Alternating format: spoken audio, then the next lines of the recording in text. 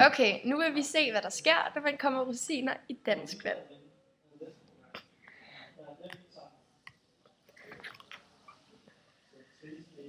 Det bruser. Ja, det begynder at boble rigtig meget. de opad? Nej. Det var der en, der gjorde. Prøv at putte dem i. Okay, prøv at gemme et par stykker. Prøv at putte dem deri.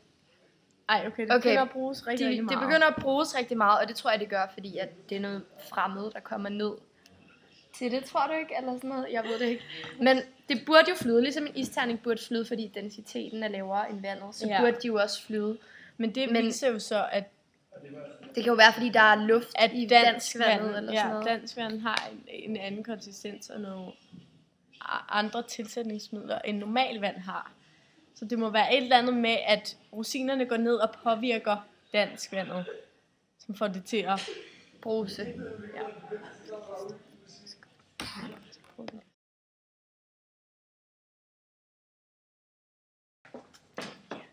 Grunden til den her proces sker, det er fordi, når vi putter rosiner ned i dansk vand, bliver der dannet CO2. CO2'en, det er de små luftbobler, som vi ser stige op.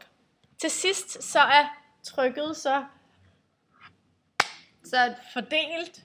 Jamen, og det er det, der gør, at rosinerne burde svæve op til toppen.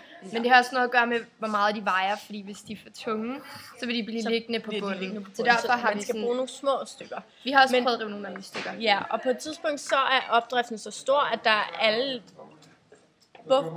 luftboblerne er stoppet, og det vil så medgøre, at rosinerne stiger opad. Og den her proces bliver så gentaget, og det gør så, at rosinerne fører op og ned. Slut.